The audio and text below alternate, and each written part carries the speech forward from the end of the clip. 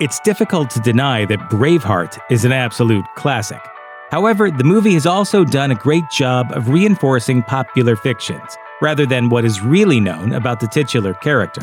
Let's take a look at some false things you believe about William Wallace. Those only slightly familiar with the story of William Wallace might think that the Scottish people had been oppressed by the English for as long as he was alive, but this was not so. The future rebel was born around 1270, while Scotland was going through a period of peace and stability.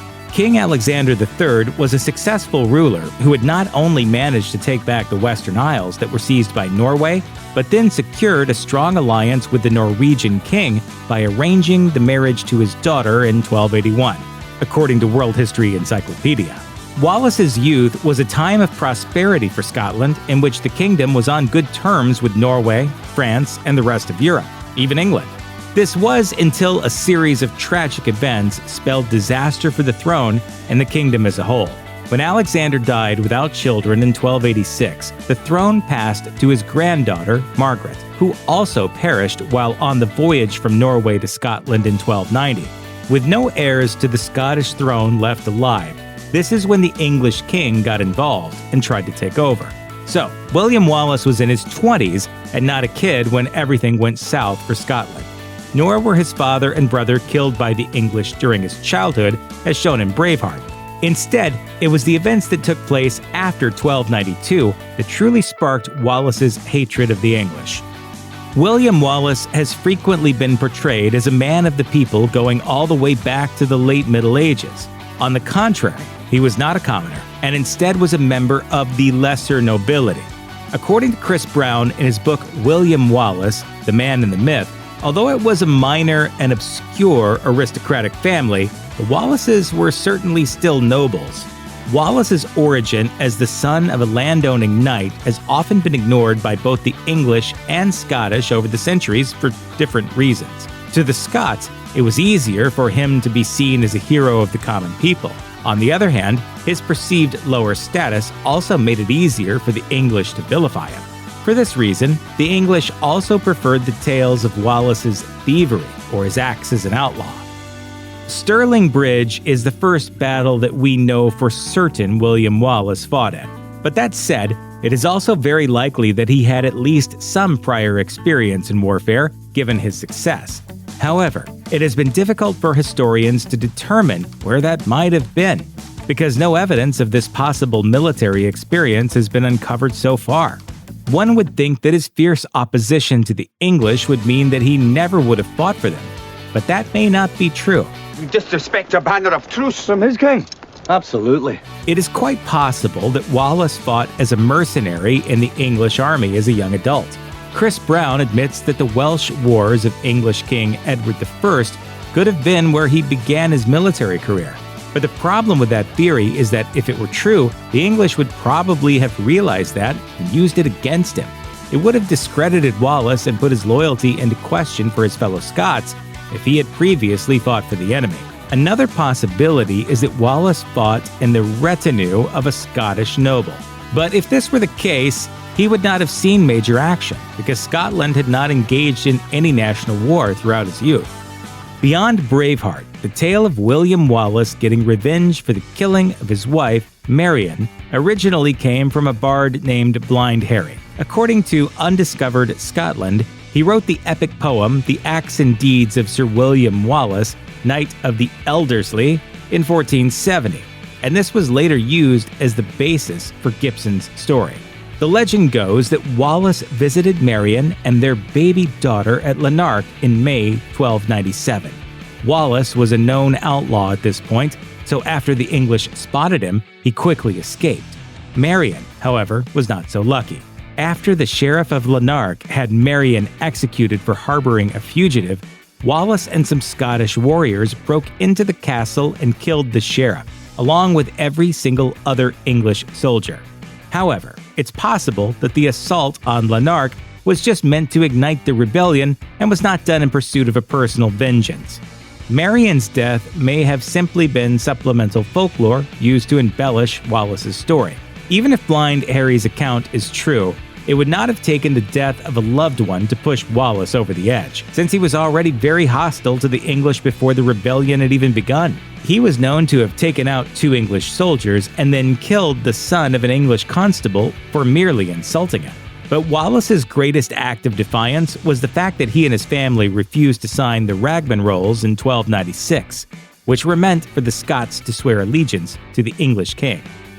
Mel Gibson's impressive skill as a filmmaker is on full display in his epic depiction of the Battle of Stirling Bridge. Yet the same scene is also one of the best examples of how his pursuit of historical accuracy left much to be desired. First and foremost, the Battle of Stirling Bridge was actually fought on a bridge, like the name implies. However, Gibson changed the setting because a bridge would have made the battle look, quote, too puny.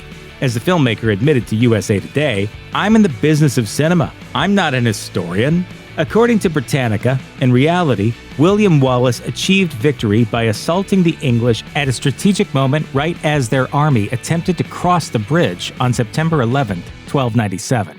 Once half of the army was across the bridge, Wallace and the Scots attacked so quickly that the English could not react in time. With the English soldiers cut off from the rest of their army on the other side of the crossing, the Scottish outnumbered and rapidly overwhelmed them. Nearly all the English were cut down or forced into the river and drowned. In a panic, the English commander ordered his surviving men to destroy the bridge and attempt to retreat from the carnage. Fueled by their massive success, the Scots forded the river and pursued the fleeing English until their commander finally managed to get away. Another of the more egregious insults to historical accuracy in Braveheart was the look of the Scottish men throughout the film, specifically the kilts they wore and the war paint they applied before combat. According to the Great Courses Daily, it is possible that the Picts of ancient Britain, which were basically residing in what we call Scotland today, wore blue paint in battle. William Wallace and the Scots would not have done so until 1,000 years later. In reality, Wallace definitely wore a helmet in combat just like every soldier who could afford one, since protecting the head was more important than any other part of the body. Plus, Wallace and the Scots were fully Christian at the time, so it is unlikely that they would have continued the war paint tradition from ancient pagans. The other major problem is that the kilts worn by the Scots in Braveheart did not actually exist until 300 years after Wallace's death. The infographics show also notes that the way the kilts were worn in the movie would be like if a film depicting colonial America showed the characters in 20th century business suits with their belts tied over their suit jackets. Gibson may have liked the look in his film, but historians found it rather silly. Because of the Wallace sword on display at the National Wallace Monument, it has been believed by many over the years that Wallace fought with a giant two-handed sword. But the Scotsman says that this sword never actually belonged to him. Instead, the blade was acquired once the monument was built in the 19th century in a desperate attempt to display any sort of relic from the great hero. So, what we know as the Wallace sword was really most likely from the 16th century, 200 years after Wallace's death. Wallace probably fought with the one-handed sword and shield combo that was common for the 13th century. And earlier in his military career, it is possible that Wallace was an archer, since that was the symbol that was shown on his official seal. But the image could have also meant that he hunted with a bow, rather than using it in battle. It is not proven whether he used any of these weapons, yet it is much more likely than the unwieldy claymore that Gibson swung around in the film. In Braveheart, a major part of the story is the affair that William Wallace had with the French princess Isabella, and the film goes so far as to even claim that the two had a child. It's a final cinematic insult to the dying English king, who learns that his archenemy's son will be heir to the throne. But the whole situation is really weird when you know Wallace and Isabella's true ages in history. According to the infographics show, Princess Isabella did not even arrive in England until 1308, which was a couple years after Wallace was executed. So there's little chance they would have met. Even worse, Isabella was born around 1295, so she would have been only a child when she would have interacted with Wallace in the film. Every man dies. Not every man really lives. After his defeat at Falkirk, it is true that William Wallace eventually reverted back to the guerrilla style of warfare that he excelled at around 1303. However, it is very likely that he also tried to be a diplomat before that in order to gain support for the War of Independence. Norway was possibly Wallace's first destination, but his trip to France afterward had a larger impact. According to Alan Young and Michael J. Stead in their book In the Footsteps of William Wallace, Wallace traveled to the French court with a small group of companions around November 1299, without the approval of the ruling Council of Scotland. Wallace was also planning to appeal to the Pope in Rome, but it is not certain whether he made this trip as well. Even after spending a year at the French court and leaving on amicable terms with the king, Wallace failed to garner much international support and returned to Scotland. In another gross exaggeration from the film, William Wallace was handed over to the English by the most powerful men in Scotland. However, Scottish nobles, including Robert the Bruce, did not betray Wallace before he was captured and executed. Although it is true that Wallace was tricked into entering a trap under the false pretense that he could speak with Robert, the similarities end there. According to Undiscovered Scotland, it was instead one man, Sir John Menteith, who betrayed Wallace to the English on August 3, 1305. Wallace thought Menteith was his friend, so he trusted the man to set up a meeting with Robert the Bruce. But the traitor led Wallace to a barn at Robroyston, in modern-day Glasgow, where he was captured by English soldiers. After being paraded across England in chains for weeks, Wallace faced trial on August 23rd.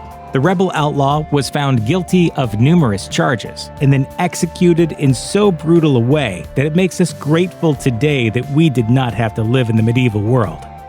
This will come as a shock to most, but according to Timeline World History Documentaries, William Wallace was not actually referred to as Braveheart. Instead, the nickname was really meant for Robert the Bruce for a specific reason that literally involved his heart. After Wallace's execution in 1305, the future King of Scotland stepped in to lead the rebellion against the English. Eventually, Robert won the War of Independence for Scotland and forced the English to recognize him as the rightful ruler in 1328. Before Robert perished a year later, he stated his desire to have his heart removed after death and taken to the Holy Land of Jerusalem. One of the king's closest companions, Sir James Douglas, was the one to fulfill this final wish, so he placed the heart in a metal urn that could be worn as a necklace. However, Douglas and the group of knights that accompanied him were first asked to join the crusade in Spain before they could reach Jerusalem. Douglas accepted and brought the heart with him. Unfortunately, Robert's heart never made it to the Holy Land. While on the crusade, Douglas and his men were caught off guard in a surprise assault. According to Atlas Obscura, Douglas tore off the necklace and hurled the urn at his attackers, shouting, quote, "Lead on, Braveheart, I'll follow thee," before he was cut down in combat. Afterward, the surviving Scots brought the heart back home. Since his heart was literally carried into battle, the name Braveheart was then associated with Robert the Bruce. Check out one of our newest videos right here. Plus, even more grunge videos about your favorite stuff are coming soon. Subscribe to our YouTube channel and hit the bell so you don't miss a single one.